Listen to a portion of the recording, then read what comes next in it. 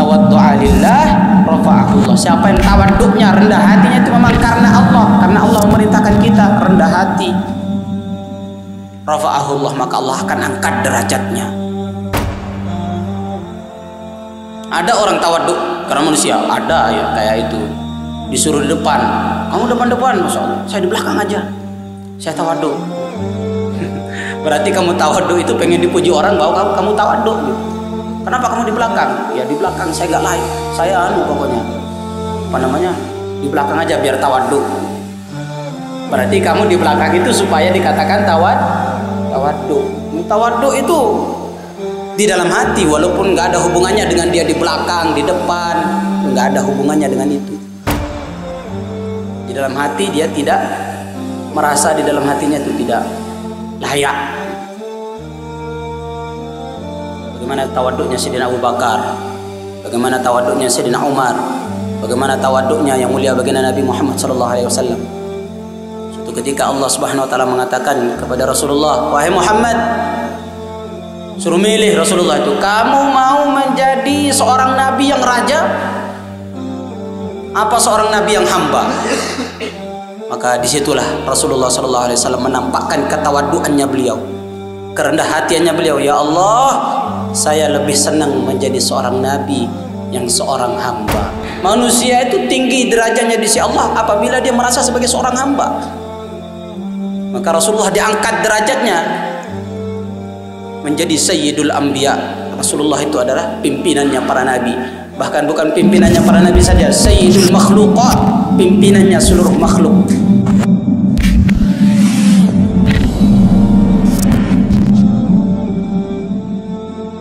Bismillahirrahmanirrahim. Alhamdulillah, wassalatu wassalamu ala Rasulillah Sayyidina wa maulana Muhammad bin Abdillah wa ala alihi wa sahbihi wa mawalah. Wala hawla wala quwwata illa billah. Subhanaka la ilma lana illa ma 'allamtana innaka antal alimul hakim. ما بعد. قال المصنف رحمه الله تعالى ونفعنا به وبعلومه في الدارين آمين. اللهم ربنا فقهنا في الدين وعلمنا التأويل واهدنا إلى سواء السبيل. اللهم افتح لنا فتوح العارفين وألهمنا إلهام الملائكة المقربين وارزقنا فهم الأنبياء والمرسلين.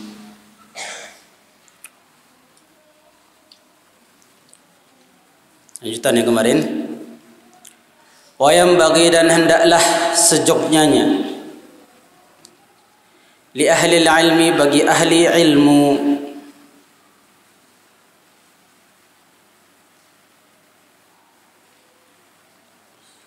alla yudhilla, hendaklah dia tidak untuk tidak merendahkan, alla yudhilla nafsahu,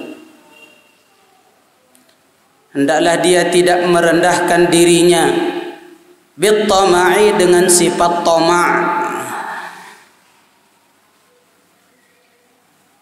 fi ghairi matma'in, selain tempat yang boleh untuk tama'. Bagaimana maksudnya? Tama' rakus terhadap hal-hal yang tidak dibolehkan untuk tama', kepada dunia,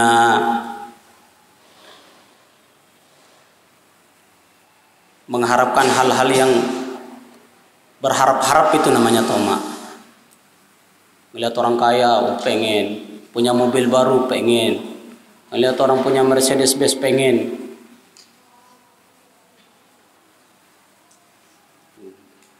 Maka bagi ahli ilmu itu adalah suatu cacat bagi orang ahli ilmu. Melihat kemajuan orang, keduniaannya, ini terus pengen toma untuk mendapatkan dunia yang bukan pada tempatnya dibolehkan untuk toma di situ. Ada tempat yang dibolehkan untuk toma, itu contohnya apa? Toma terhadap ilmu, boleh mengharapkan ilmu. Bahkan dalam satu hadis dikatakan ada beberapa orang yang boleh kita iri kepadanya, Siapa itu diantaranya? Itu orang yang Allah berikan kepada dia ilmu. Bahkan harus itu ilmu itu. Kamu harus rakus terhadap ilmu itu supaya kamu mendapatkan ilmu. Di antara caranya, sifatnya adalah hendaklah kamu tanamkan tomak rakus terhadap ilmu. Wa hirsin wastibarin. Nah, itu kuncinya untuk mendapatkan ilmu itu kamu harus rakus terhadap ilmu. Di mana kamu dapatkan ilmu, kamu perhatikan.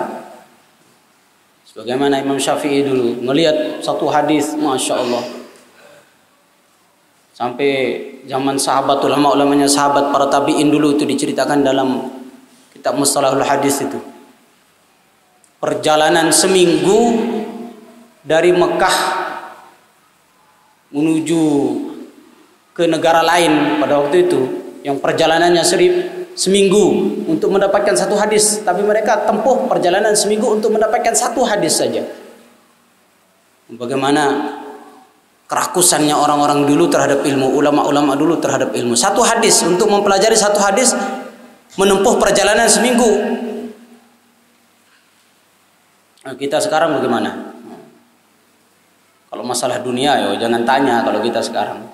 Rakusnya terhadap dunia. Tapi kalau masalah ilmu agama, dengar orang ceramah, dengar orang ngaji, biasa aja.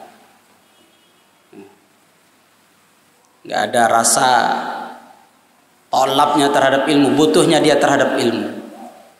Kalau yang seperti ini ya bukan kuncinya untuk mendapatkan ilmu. Kalau kunci menjadi orang alim itu kamu harus ketika mendengarkan ilmu itu harus ada rasa rakus untuk mendapatkan ilmu. Tetapi kalau rakus terhadap selain ilmu, nah itu justru malah merendahkan ahli ilmu.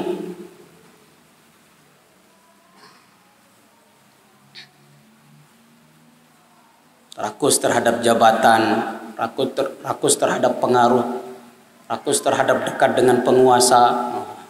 Itu satu cacat bagi orang ahli ilmu.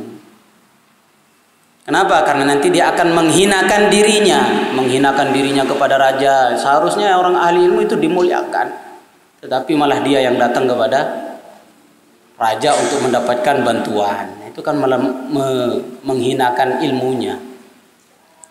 Wa yataharrazu, dan hendaklah dia menjaga dirinya amma terhadap perkara fihi, di dalam perkara itu muzillatul ilmi, merendahkan ilmu, wa ahlihi, dan merendahkan ahli ilmu. Dan hendaklah kamu juga menjaga diri kamu dari merendahkan ilmu kamu, dan termasuk juga merendahkan ahli ilmu.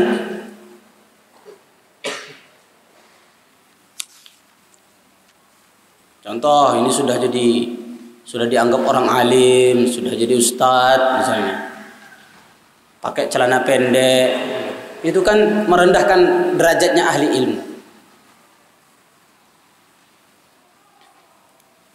Bahkan nanti dikatakan oleh Imam Abu Hanifah, hendaklah bagi orang yang alim, orang yang paham ilmu agama itu dia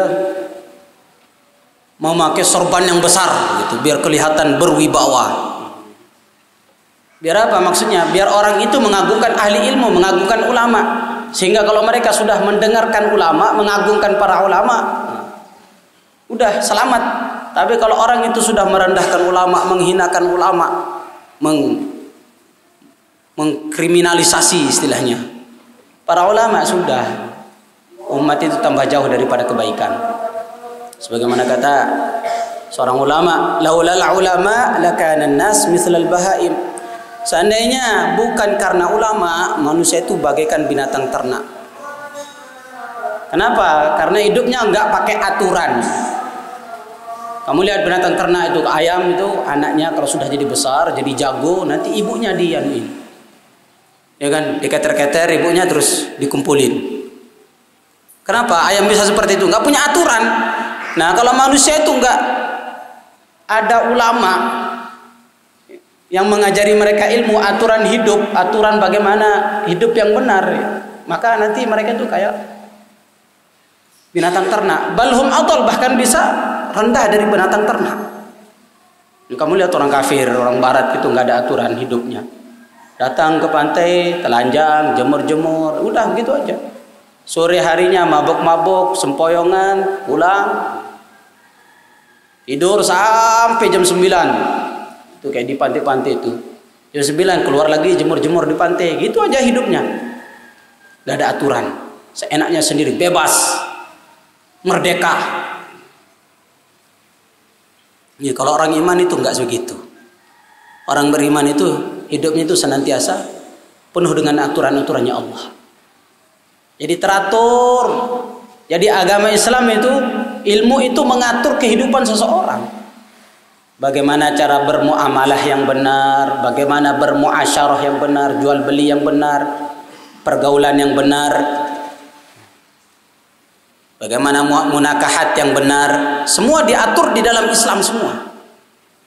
Diatur di dalam ilmu. Nah, kalau orang udah nggak dekat dengan ulama, nggak tahu aturan Islam, nanti seenaknya sendiri. Aturan-aturan seenaknya sendiri.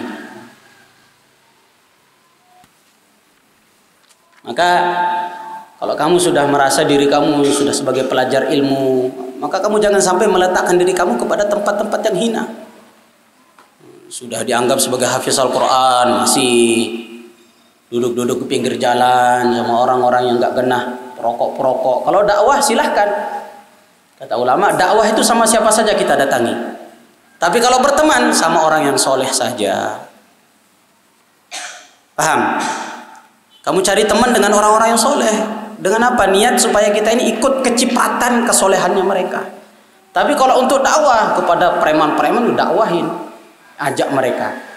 Tapi kalau kesenangan hati kita berteman itu hanya dengan orang-orang soleh, hanya dengan orang-orang baik. Kamu setelah kamu ngaji maka harus menjaga ini, jangan sampai kamu menghinakan ilmu kamu. Wa yakunu mutawadhi'an, dan hendaklah dia ini menjadi orang yang tawadhu, rendah hati. Rendah hati, merasa dirinya itu tidak layak, itu namanya tawadhu. Di dalam hatinya itu merasa, oh saya ini tidak layak, saya ini siapa? Saya orang lemah, saya makhluk Allah yang diciptakan oleh Allah dari setetes air mani kok. Merasa saya ini bisa, merasa saya ini kaya, ini semua titipan dari Allah.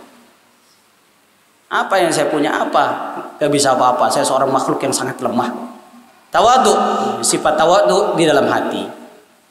Bukan orang tawadhu yang di belakang situ terus duduk itu tertawa, itu namanya bukan tawadhu. Tertawa sambil duduk namanya itu. Paham? Kadang-kadang orang melihat orang itu nggak tahu, kamu tawadhu dong, mau di depan terus mau ini sombong, itu nggak tawadhu. Jadi tawadhu itu di dalam hati, Kang. Walaupun dia berada di depan bisa jadi dia tawadhu, di dalam hatinya tidak bisa apa-apa. Paham? Bisa jadi orang yang di belakang itu nggak di depan, tapi di dalam hatinya, oh saya yang paling layak itu yang di depan itu nggak ada ilmunya itu.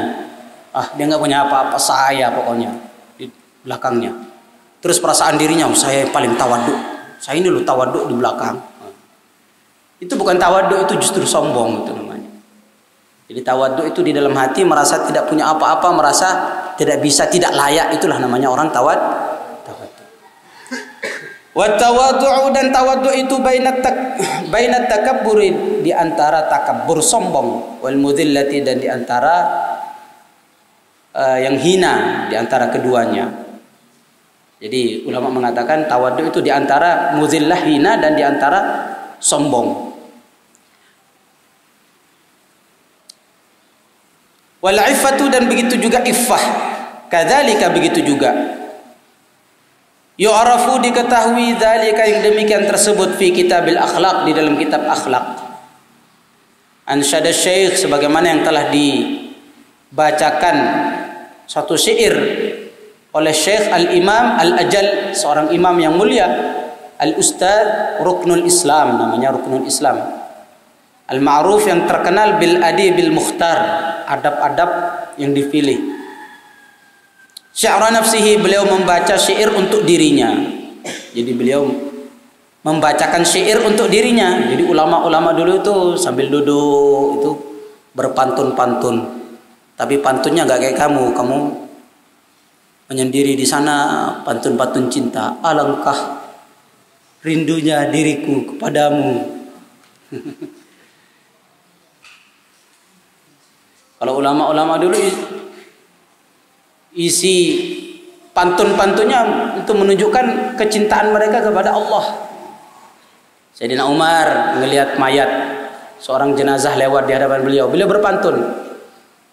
Kullu yaumin yuqalu mata fulan wa fulan wala budda min yaumin yuqalu mata Umar. Kata Sayyidina Umar, ngelihat orang jenazah dibawa, malah Sayyidina Umar berpantun.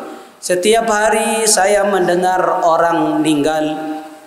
Setiap hari diumumkan si fulan meninggal, si fulan meninggal, si fulanah telah meninggal. Ya kan? Setiap hari kita dengar di masjid itu diumumkan orang meninggal, sini meninggal, sini meninggal. Tapi kata Sayyidina Umar, wala budda min yaumin yuqalu mata Umar.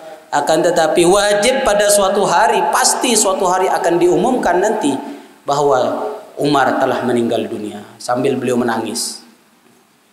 Jadi orang-orang dulu itu sendirinya berpantunnya itu pun ingat kepada Allah.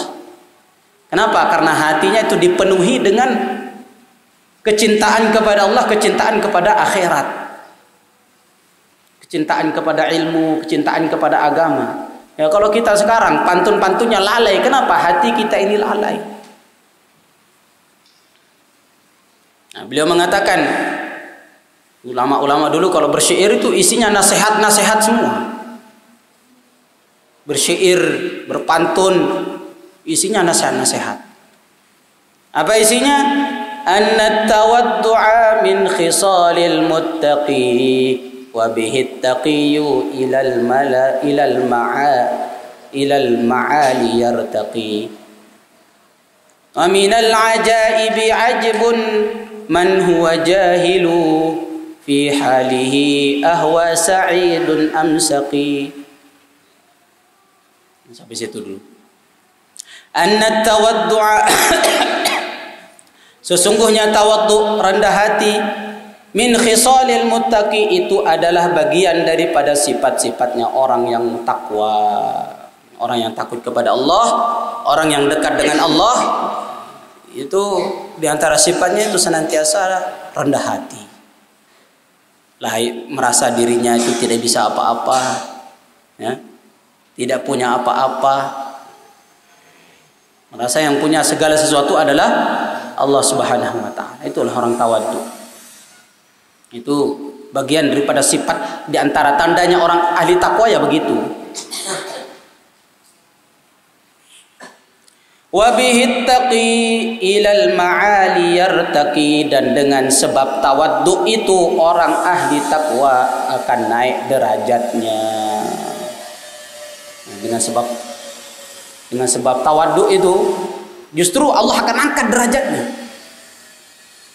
Maka dikatakan dalam satu hadis, man tawaddu'a lillah rafa'ahu Allah. Siapa yang dia tawadhu itu semata-mata karena Allah. Jadi ada juga tawadhu karena manusia, itu ada. Seandainya tidak ada maka enggak Allah sebutkan lillah di sini. Man tawaddu'a lillah rafa'ahu Allah. Siapa yang tawadhunya, rendah hatinya itu memang karena Allah memerintahkan kita rendah hati. Rafa'ahu Allah, maka Allah akan angkat derajatnya. Ada orang tawadhu karena manusia, ada ya kayak itu. Disuruh di depan, kamu depan-depan, Masya Allah, saya di belakang aja, saya tawadhu. Berarti kamu tawadhu itu pengen dipuji orang bahwa kamu tawadhu gitu. Kenapa kamu di belakang? Ya di belakang saya gak layak, saya pokoknya di belakang aja biar tawadhu.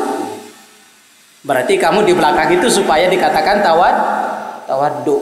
Tawadhu itu di dalam hati, walaupun nggak ada hubungannya dengan dia di belakang, di depan, nggak ada hubungannya dengan itu.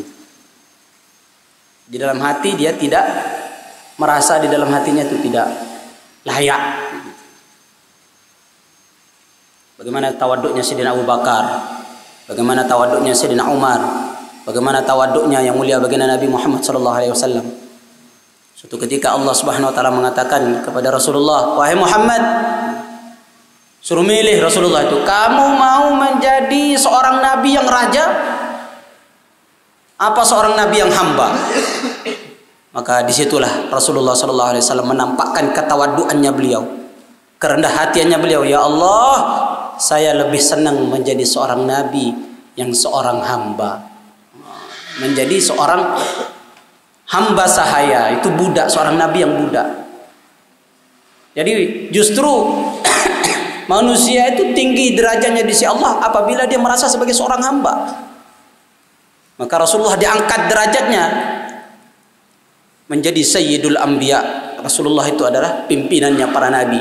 Bahkan bukan pimpinannya para nabi saja, Sayyidul Makhluqat, pimpinannya seluruh makhluk. Itu Rasulullah. Bagaimana ketika tawaduknya Sayyidina Abu Bakar, ketika Rasulullah meninggal dunia, maka semua orang memilih Sayyidina Abu Bakar. Tapi Sayyidina Abu Bakar, wahai Umar, kamu aja, saya nggak bisa, wahai Umar. Tawaduknya Abu Bakar itu. Tapi nggak ada yang ridho kalau tidak dipimpin oleh Sayyidina Abu Bakar selagi masih ada Sayyidina Abu Bakar. Karena orang yang paling kuat imannya setelah Rasulullah itu ada Sayyidina Abu Bakar. Diangkat menjadi khalifah pada waktu itu. Merasa nggak layak. Begitu juga dengan Sayyidina Umar. Bagaimana tawaduknya Sayyidina Umar? Khalifah raja yang menggetarkan dunia itu Sayyidina Umar. Beberapa utusan raja Romawi kepada Sayyidina Umar, raja Persia datang ke sana, mau melihat mana namanya Sayyidina Umar, mana kerajaannya Sayyidina Umar. Ternyata Sayyidina Umar di mana? Di depan Masjid Nabawi, pakai baju compang-camping, tambal-tambalan.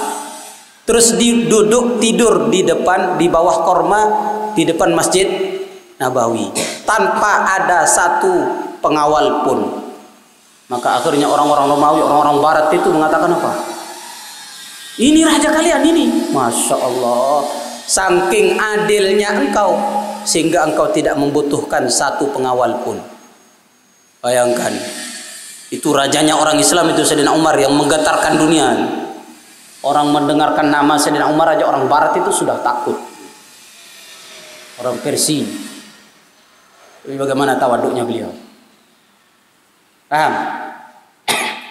Suatu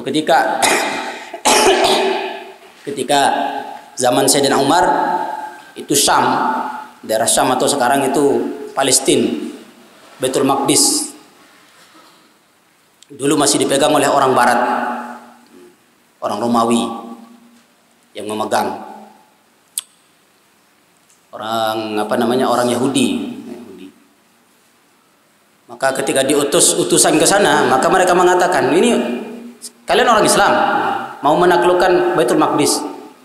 Maka orang-orang Yahudi mengatakan, oh kami nggak akan perang, nggak akan melawan kalian. Kami akan serahkan kunci Baitul Maqdis kepada kalian. Tapi syaratnya satu, katanya. Langsung yang datang itu amir kalian yang ke sini, yang kalian katakan Sayyidina Umar, Amirul Mukminin Sayyidina Umar. Akhirnya ditulis surat kepada Sayyidina Umar bahwa Baitul Maqdis akan diserahkan tanpa ada perlawanan sedikit pun. Penaklukan tanpa ada perlawanan sedikit pun. Tapi syaratnya Sayyidina Umar langsung datang ke sana. Benar. Akhirnya Sayyidina Umar datang dengan budaknya.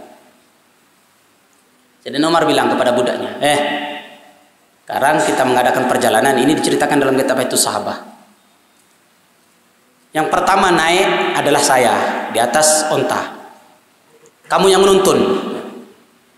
Nanti setelah jarak beberapa gantian, kamu yang di atas. Setelah itu baru kita dua-duanya di bawah, onta biarin sendiri, biar adil. Bagaimana keadilannya Sayyidina Umar? Bagaimana tawaduknya Sayyidina Umar? Ada nggak presiden kayak gitu sekarang? Ini pimpinannya orang Islam ini, bukan presiden. Kalau presiden kan 5 tahun. Ini seumur hidup Sayyidina Umar. Sayyidina Umar di atas. Terus dituntun oleh budaknya. Setelah itu gantian, budaknya di atas. Habis itu gantian, budaknya sama Sayyidina Umar di bawah. Terus ontanya itu dibiarin kosong, istirahat biar adil. Terus gantian lagi Sayyidina Umar sampai datang ke Baitul Maqdis, itu di depan pintu Baitul Maqdis di Palestina. Itu pas gilirannya si budaknya. Pas giliran budaknya yang di atas. Terus yang menuntun siapa? Sayyidina Umar. Masya Allah, ada presiden menuntun anunya, rakyatnya. Oh. Presidennya di bawah, rakyatnya di atas. Ini Sayyidina Umar waktu itu pas beliau di bawah, budaknya di atas. Maka setelah itu orang-orang Yahudi bilang, ulama-ulama Yahudi kumpul di situ. Ini sudah datang. Mana Sayyidina Umar? Mana yang kalian katakan amir kalian? Maka orang Islam mengatakan, inilah amir kami, Sayyidina Umar. Yaitu apa? Yang di bawah. Kata orang Yahudi, benar. Itulah yang diceritakan di dalam kitab mereka, itu kitab Taurat. Sampai bentuk jumlah tambalan bajunya Sayyidina Umar itu pun sudah dihitung, sudah ada di kitab Tauratnya mereka. Makanya ulama-ulama Yahudi itu tahu berapa jumlah ininya, tahu, dihitung. Oh iya dah, benar ini Amirul Mukminin. Kami tidak akan bisa menang kalau melawan dia. Sudah diserahkan tanpa ada perlawanan, langsung Palestina itu diserahkan kepada orang Islam pada waktu itu. Bagaimana ketawaduannya Sayyidina Umar? Budak loh, budak di atas itu. Bukan rakyatnya, budak. Awalnya budaknya nggak mau, kata Sayyidina Umar, oh nggak boleh, harus. Bagaimana adilnya Sayyidina Umar dan ketawaduannya Sayyidina Umar itu namanya tawaddu. Justru karena saking tawaddunya beliau, malah Allah angkat derajatnya Sayyidina Umar. Sampai setan aja nggak berani kepada Sayyidina Umar. Ya, maka kata ulama mengatakan, setiap jalan yang pernah dilewati Sayyidina Umar itu setan nggak berani lewat situ. Luar biasa imannya Sayyidina Umar. Bahkan Nabi mengatakan, seandainya Nabi setelah saya, maka Umarlah yang akan jadi Nabi. Bahkan ulama-ulama dulu itu namanya Sayyidina Umar itu pun itu ditakuti setan. Ketika saya nyantri dulu, lemarinya ditulis Umar Al-Faruq. Apa maksudnya? Saya masih santri baru, apa maksudnya ditulis-tulis Umar Al-Faruq, Umar Al-Faruq? Oh, itu maksudnya biar lemarinya nggak didekati setan. Kalau lemarinya nggak didekati setan, berarti nggak menyimpan barang-barang terlarang di situ. HP kan terlarang, itu haram. Kalau masuk ke HP di situ, berarti setan udah masuk ke ke lemari kamu. Hal-hal yang dilarang di pesantren. Paham? Ulama-ulama dulu bagaimana tawaduknya ulama-ulama dulu. Tapi justru tambah tawaduk, tambah Allah muliakan, angkat derajatnya mereka. Maka hendaklah bagi ahli ilmu mempunyai sifat ini di dalam hatinya, merasa tidak layak. Bukan berarti kalau disuruh apa-apa nggak mau, saya tawaduk. Itu malah kamu dosa nanti. Kamu jadi hafiz Al-Quran disuruh imam nggak mau, akhirnya orang yang bacaan pletot-pletot di situ. Akhirnya apa? Nanti bacaannya iyyaka na'budu wa iyyaka nasta'in dirubah iyyaka na'budu wa iyyaka nasta'in, nggak sah sholatnya jadinya. Yang dosa siapa? Ya kamu nggak mau disuruh. Kamu tahu agama kok nggak mau. Itu bukan tempatnya tawaduk itu. Paham? Tawaduk itu di dalam hati. Seperti saya bilang tadi,